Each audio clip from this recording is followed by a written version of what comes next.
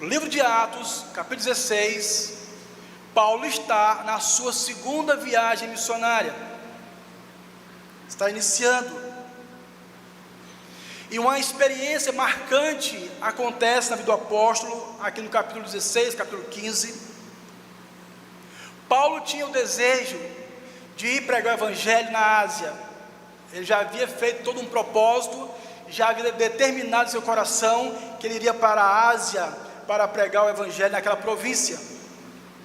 De repente, o Espírito de Deus impede Paulo de ir para a Ásia. Você vai ver isso em Atos 15, versículo 6.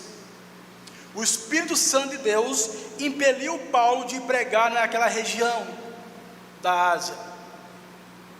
Logo no versículo 9 do capítulo 15, Paulo tem uma espécie de uma visão, onde um homem fala com ele: passa a Macedônia e ajuda-nos. De imediato Paulo se dispõe e vai para aquele lugar onde aquele homem da visão havia dito a Paulo. A grande questão aqui, nós começamos a descortinar sobre Deus ser soberano e como ser responsável, é que o apóstolo Paulo tinha uma intenção boa. A intenção do apóstolo era ir para a Ásia e pregar o evangelho. E a pergunta é: o que há de errado em Paulo ir para a Ásia pregar o evangelho? Por que é que Deus não permitiu que o apóstolo Paulo fosse para lá, e Deus manda Paulo ir para a Europa, para o Ocidente? E o apóstolo Paulo ouve e obedece à voz de Deus. Disso nós aprendemos que nem sempre os nossos caminhos são os caminhos de Deus. Embora Paulo tivesse uma boa intenção e possuísse uma boa vontade de pregar o evangelho na Ásia, este não era o propósito de Deus para Paulo naquele momento. Deus tinha um outro propósito para o apóstolo. Deus queria que Paulo fosse para a Ásia pregar o evangelho na Ásia. Aprendemos que os caminhos de Deus são maiores que os nossos caminhos. Aprendemos que a vontade de Deus prevalece sobre a nossa vontade a cada dia. É bem verdade que em muitos momentos Deus, Ele pode até frustrar os nossos planos para estabelecer os seus propósitos divinos. E aqui nós vamos ver Deus conduzindo soberanamente aquele missionário com a sua comitiva. Deus aponta o caminho para o apóstolo Paulo, e os missionários, estava com ele Timóteo, Lucas, estavam juntos naquela viagem, e Paulo vai para Filipos, vai plantar aquela igreja, vai iniciar aquela igreja, e é nisso que eu quero focar com você nessa noite, como que um Deus soberano vai alcançar aqui em Filipos, eu vou chamar de 3 raças, pessoas de cultura diferente. Ele vai alcançar aquela mulher chamada Lídia, da cidade de Tiatira, vai alcançar aquela jovem opressa demoniada, e vai alcançar o carcereiro. 3 conversões aqui no capítulo 16 de Atos, que Deus vai fazer através de Paulo. Portanto, vamos abrir agora em Atos, capítulo 16, verso 13, verso 11. Atos, capítulo 16, e versículo de número 11. Diz assim: tendo, pois, navegado de Troade, seguimos em direitura a Samotrácia, no dia seguinte a Nápoles, e dali a Filipos, cidade da Macedônia, primeira do distrito e colônia. Nessa cidade permanecemos alguns dias. No sábado, saímos da cidade para junto do rio, onde nos pareceu haver um lugar de oração, e assentando-nos falamos às mulheres que para ali tinham concorrido. Certa mulher chamada Lídia, da cidade de Tiatira, vendedora de púrpura, temente a Deus, nos escutava. O Senhor lhe abriu o coração para atender às coisas que Paulo dizia. Depois de ser batizada, ela e toda a sua casa nos rogou, dizendo: se julgais que eu sou fiel ao Senhor, entrai em minha casa e aí ficai. E nos constrangeu a isso. Quem era Lídia? Uma mulher bem-sucedida, uma empresária bem-sucedida. Ela trabalhava com comércio de púrpura, talvez uma das mais finas daquela época. Se nós trouxéssemos para o dia de hoje, você pode pegar aí o que você pensar da moda mais famosa do momento, e era essa mercadoria que Lídia trabalhava. E o texto diz que Lídia saiu de Tiatira. Onde era Tiatira? Na Ásia. Presta atenção comigo aqui, ó. Tiatira era na Ásia. Para onde que Paulo queria ir? Para a Ásia. O que aconteceu? Deus não permitiu que Paulo fosse para a Ásia. Paulo vai para o Ocidente. Paulo vai para Filipe. Presta atenção. Lídia sai de Tiatira da Ásia, atravessa o mar Egeu, estabelece residência em Filipe, como vendedora de púrpura. Olha só a grandeza de Deus. Veja como Deus é soberano, trazendo para o encontro dessa mulher, aquele apóstolo que queria ir para a Ásia, mas que Deus mandou para o Ocidente. E essa mulher que morava na Ásia, veio para o Ocidente. E na beira de um rio, numa bela manhã, no momento de oração, como era de costume, o apóstolo Paulo vai para aquela região, e ali encontra aquelas mulheres em oração, e Paulo começa a pregar o Evangelho. Ele começa a ensinar o Evangelho para aquelas mulheres. Diz o texto que uma daquelas mulheres, chamada Lídia, ela entende a pregação do Evangelho, ela entende a palavra de Deus.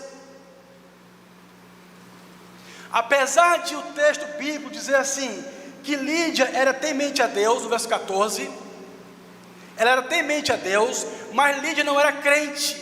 Há uma diferença entre ser temente a Deus e ser regenerado, e ser convertido. Lídia tinha temor ao Senhor, porque certamente já tinha ouvido falar de Deus, do Deus dos judeus. Essa expressão temente a Deus era usada para quando um gentil se convertia ao judaísmo. Eles entendiam o Deus dos judeus, mas não aceitavam nem a guarda do sábado, nem aceitavam a circuncisão. Por isso os judeus também não tinham eles como crentes.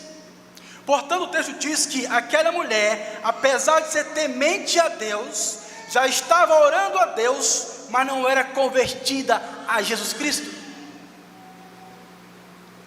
Quando é que ela se converte? O texto nos ensina dizendo que Deus abriu o coração de Lídia. Deus é Ele que vai fazer a obra. Versículo 14, parte B diz: o Senhor lhe abriu o coração para entender as coisas que Paulo dizia. Olha que maravilha. Se a gente pegar, olhando a história, até a parte geográfica do que está acontecendo, nós estamos vendo um Deus soberano, maravilhoso, mexendo todas as coisas, tirando Paulo do seu conforto, da sua viagem que ele pretendia ir, para ir para um outro lugar. E lá nesse lugar, num lugar simples, no momento de oração, Paulo prega o Evangelho, e o Senhor abre o coração dessa mulher para entender a palavra de um Deus que talvez ela até orasse, mas um Deus que nunca tinha penetrado o seu coração pelo seu Santo Espírito. É quando Deus abre o seu coração pela pregação da palavra, é que ela entende o Evangelho, ela aceita Jesus como seu Senhor, e ela é batizada, mostrando genuíno arrependimento. Isso nos leva a entender que a salvação não é obra de homens, é Deus que opera em nós o tanto querer quanto realizar. Não foi Paulo quem salvou Lídia, não foi a pregação de Paulo persuasiva, mas o texto diz que o Senhor abriu o seu coração. É Deus quem abre o seu coração para entender o Evangelho, é Deus que alcança os pecadores, é Deus que faz os milagres. Quando um pecador é eficazmente convencido pelo Espírito, ele aceita Jesus em sua vida, em seu coração, para que entre o Rei da Glória, para que ele entre e faça morada no seu coração, para que ele entre e faça habitação na sua vida. Deus fez no coração de Lídia aquilo que só ele poderia fazer. E o apóstolo Paulo foi o instrumento de Deus para começar a plantação de uma igreja naquele local. Começou por uma mulher empresária, bem sucedida, mas que tinha sede de Deus. Isso explica que o dinheiro não tira do ser humano esse vazio que só Deus pode preencher, que só Deus pode trazer, que só o seu Espírito pode colocar em nós essa alegria, esse prazer do novo nascimento, da regeneração. O segundo caso que nós temos aí é o caso no verso 16. Verso 16 do capítulo 16 diz assim: aconteceu que indo nós para o lugar de oração, nos saiu ao encontro uma jovem possessa de espírito adivinhador, a qual adivinhando dava grande lucro aos seus senhores. Seguindo a Paulo e a nós, clamava dizendo: estes homens são servos do Deus Altíssimo e vos anunciam o caminho da salvação. Isto se repetia por muitos dias.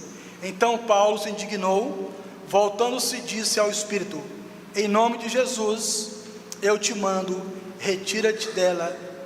E ele na mesma hora saiu.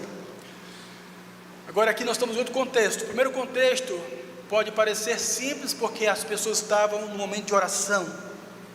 Então você pode pensar assim: ela estava com o coração aberto para o Evangelho, era mais fácil de converter.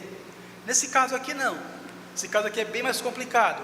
Nós temos aqui uma moça que está endemoniada, ela é possessa, ela possui um espírito de adivinhação, ela era escrava do diabo, escrava de Satanás, e trabalhava para homens gananciosos. O texto diz que ela ganhava muito dinheiro para os seus senhores através das adivinhações, ou seja, ela dava lucro para os seus senhores. Então o diabo possuía aquela jovem, dando revelação. Ela adivinhava pelo poder dos demônios, falava pela boca dos demônios, e aparentemente parece que as coisas funcionavam, dava certo para eles. Os homens ganhavam muito dinheiro com essa moça. Então o interesse daqueles homens não era no bem-estar dela, não era de vê-la livre, de vê-la com saúde, liberta. O interesse daqueles homens era os lucros que ela poderia trazer para eles. Essa jovem endemoniada, ela dá testemunho de Paulo e de seus companheiros. Olha o verso 17, o que ela diz: seguindo a Paulo e a nós, clamava dizendo: estes homens são servos do Deus Altíssimo e vos anunciam o caminho da salvação. Olha que coisa interessante, ela tinha certeza de que Paulo, Timóteo, os missionários, eles eram servos de Deus. E ela fala aqui com toda a categoria que eles anunciavam o caminho da salvação. Veja como o diabo é astuto. Veja como ele é atrevido. Essa mesma moça que era usada por Satanás, enquanto os missionários caminhavam para pregar o Evangelho, ela anuncia dizendo que esses homens são servos do Deus Altíssimo. O que ela está falando é verdade. Eles são servos do Deus Altíssimo, Eles pregam o evangelho do Senhor Jesus Cristo.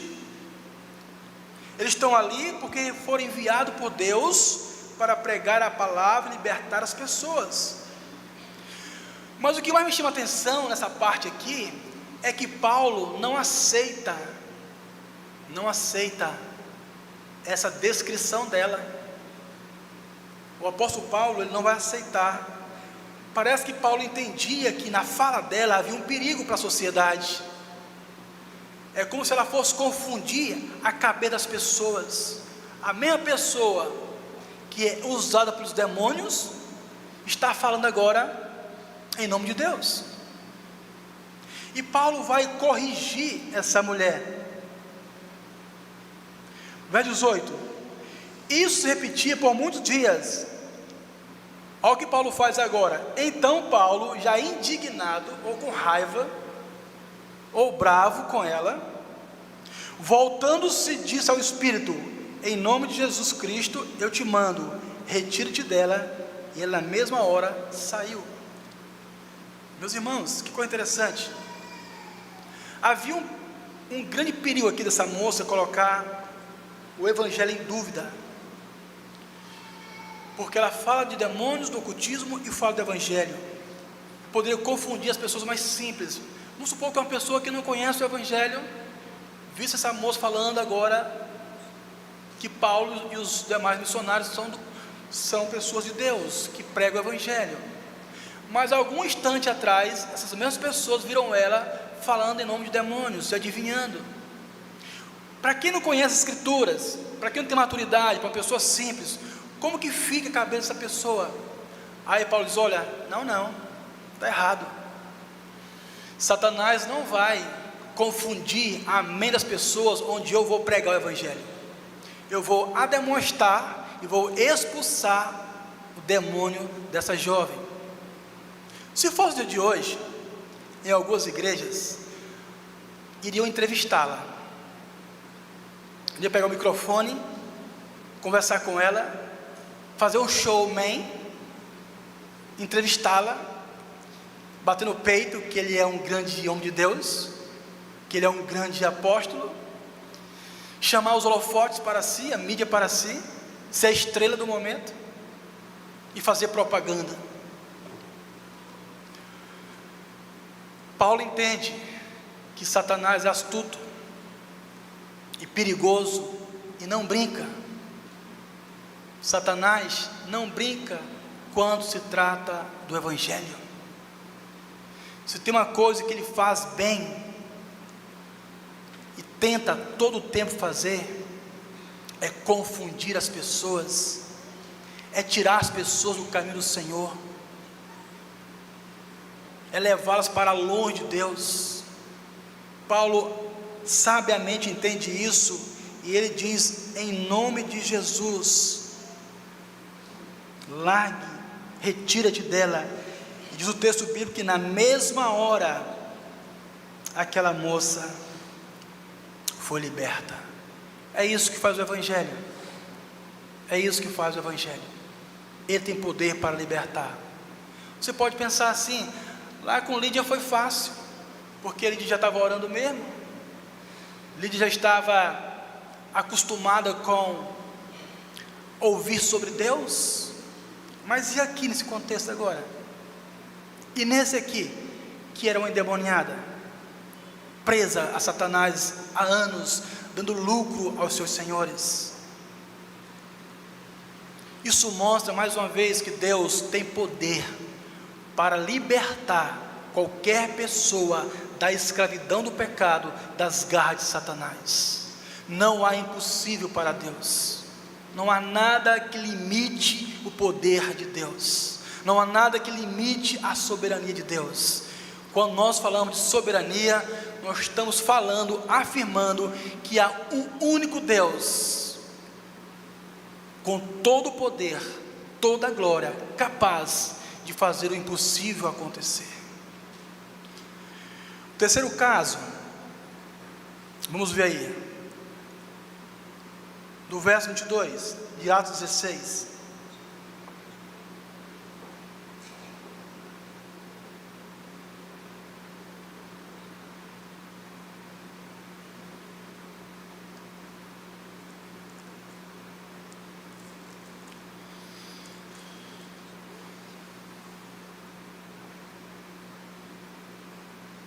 Vamos ler do verso 19 em diante.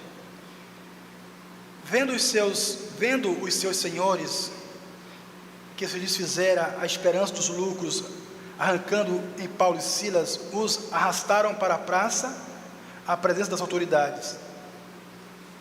E levando-o aos pretores, disseram: estes homens, sendo judeus, perturbam a nossa cidade, propagando costumes que não podemos receber, nem praticar, porque somos romanos.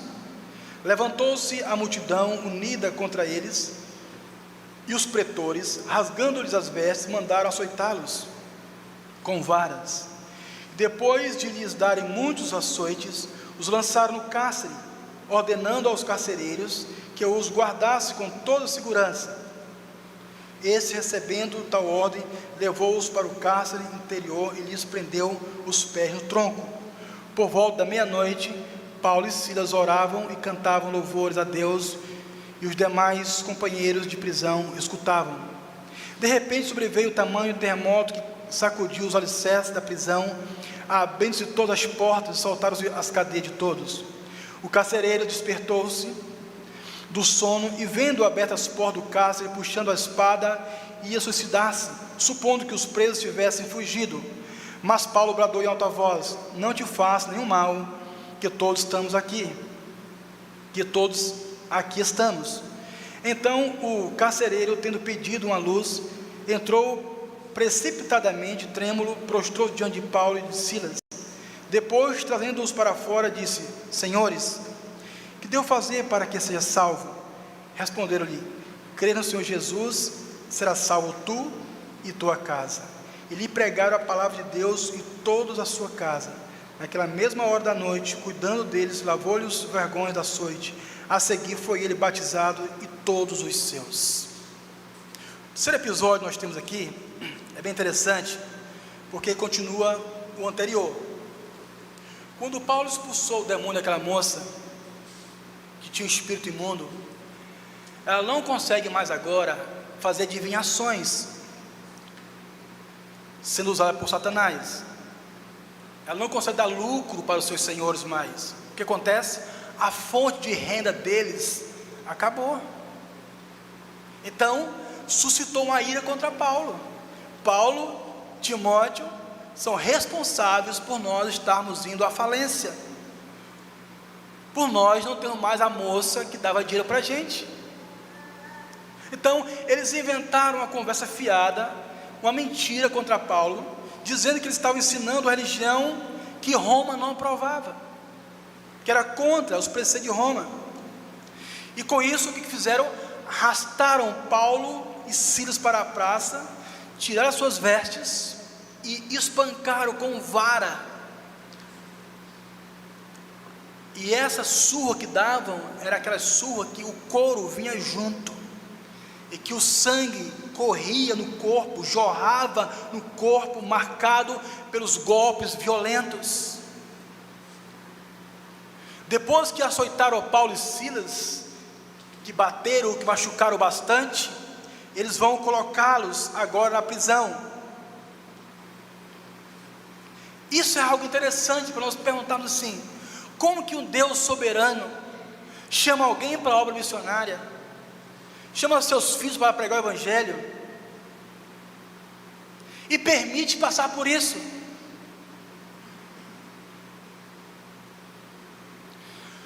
O chamado de Deus, é claro, o chamado de Deus ele é notório para nós, mas a maneira que Deus vai providenciar as coisas nessa caminhada é que nós não entendemos. Irmãos, vou dizer para vocês uma coisa: no campo missionário quase nada você entende. Quase nada você entende. Eu fiquei 5 anos no campo missionário no Japão. A única coisa que eu entendia, que não tinha dúvida, era só a palavra. Mas alguns acontecimentos fugiam totalmente do racional, a ponto de eu querer desesperar, se eu nem saber o que ia fazer. E aí você entra numa crise. Qual é a crise? Deus me chamou, Deus mandou eu ir, Deus falou, pegou minha família, me trouxe para cá, e é isso que acontece. E aí bate o desespero em você.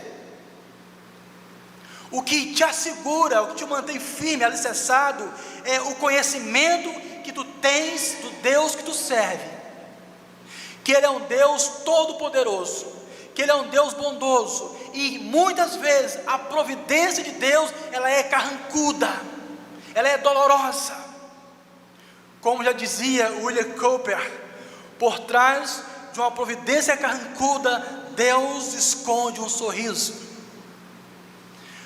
Nunca sabemos por que é que Deus permite que isso aconteça, nunca sabemos. Deus determinou que Paulo e Silas fossem para Filipe. Está lá o texto dizendo: passa a Macedônia e ajuda-nos. O Espírito de Deus impeliu Paulo a ir para lá. Paulo ia plantar uma igreja, iniciar a igreja, mas de repente são chicoteados, espancados, vão para o calabouço, para a cadeia, vão apanhar ainda mais.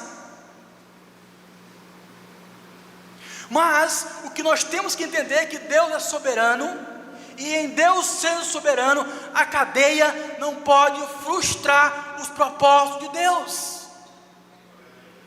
A prisão não frustra os planos de Deus. Não é porque Paulo está sofrendo, não é porque foi chicoteado, que ele vai abandonar o Senhor. A prisão, os açoites, não arrancara de Paulo, de Silas, o amor pela obra missionária. E isso é comprovado, porque quando eles estão presos, o que mais me chama a atenção aqui, é que quando estão presos, eles estão louvando a Deus.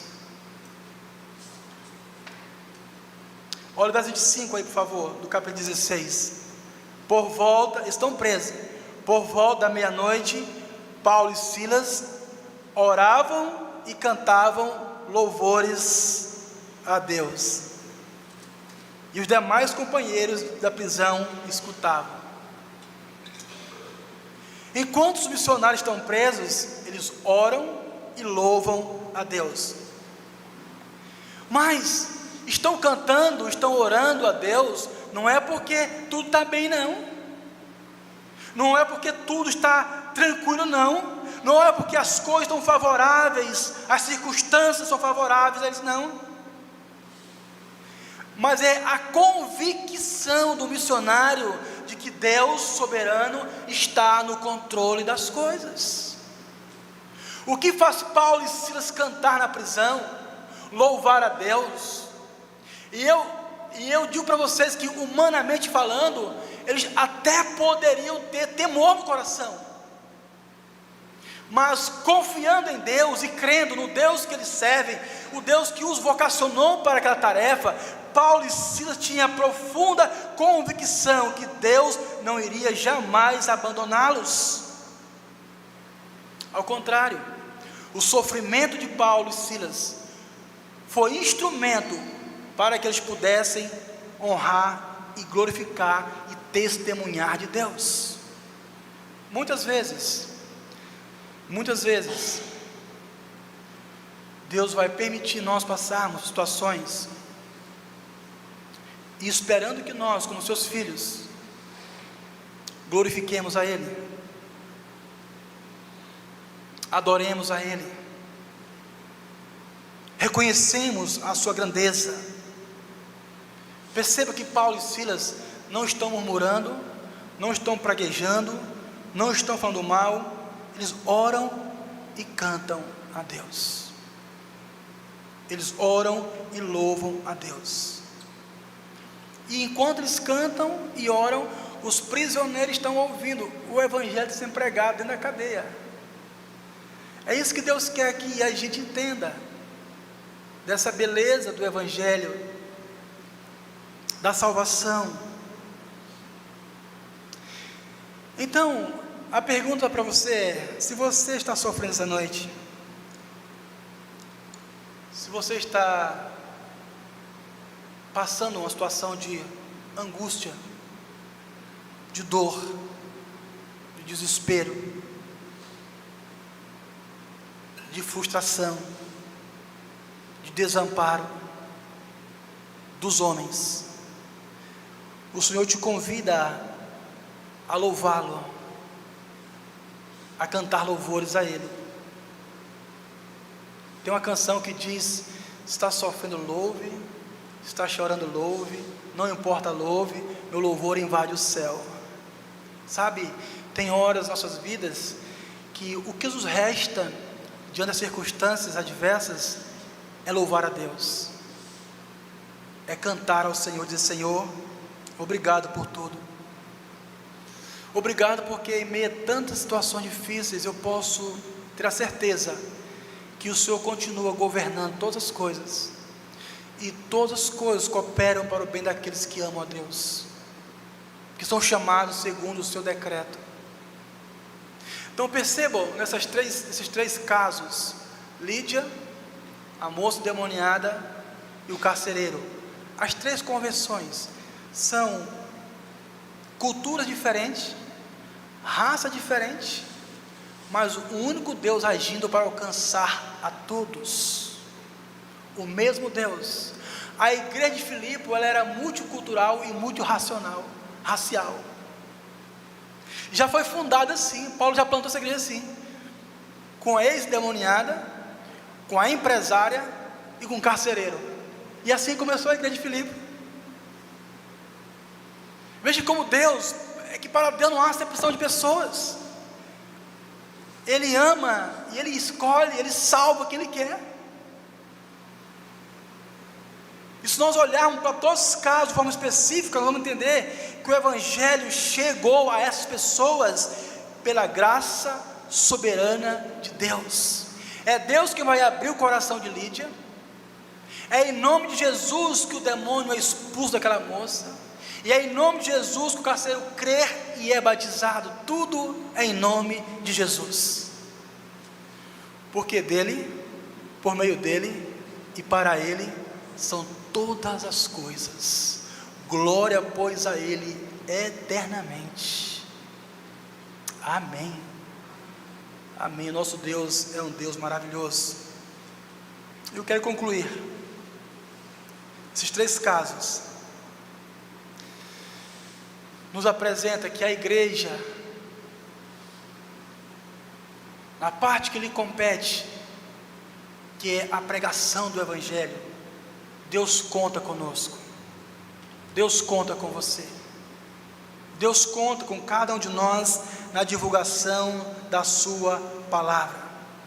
Quem vai converter é o Espírito Santo de Deus, é Ele quem salva, é Ele quem convence. Não importa se é um endemoniado, não importa se é um carcereiro, não importa se é um drogado, não importa se é um viciado, não importa se é um milionário, mas todos eles necessitam desesperadamente da salvação. Salvação essa que vem através do poder do Evangelho de Jesus Cristo. Você veja o verso 32 do capítulo 16, diz assim: e lhe pregaram a palavra de Deus e a todos os de sua casa. E pregaram a palavra de Deus. O que é que os homens precisam ouvir? A palavra de Deus. O que é que as pessoas necessitam hoje? Da palavra de Deus. Não é a persuasão humana, não é a eloquência de um pregador que vai converter ninguém, mas é a díname, ou a dinamite, que o Evangelho ele é poder de Deus para todo que nele crer. Então, não se preocupe se você vai pregar e vai ficar assim: mas e se ele não se converter? Uai, qual é o problema? O problema não é seu não, o seu problema é só pregar o Evangelho. A conversão é obra do Senhor, né? A conversão é obra de Jesus Cristo. Mas é isso que Deus conta de você. Você está disposto a ouvir a voz de Deus como Paulo ouviu? Você está disposto ou disposta em abrir mão dos seus sonhos particulares para aceitar aquilo que Deus tem para você? O chamado do apóstolo Paulo é um chamado que nos mostra que ele, no seu ímpeto de pregar o evangelho, aonde gostaria de ir, ele ouvindo a voz do Senhor, ele obedece à voz do Senhor e diz: eu vou fazer o que Deus quer que eu faça. Esse é um grande desafio para nós também, estarmos dispostos a fazer o que Deus quer. O que Deus quer.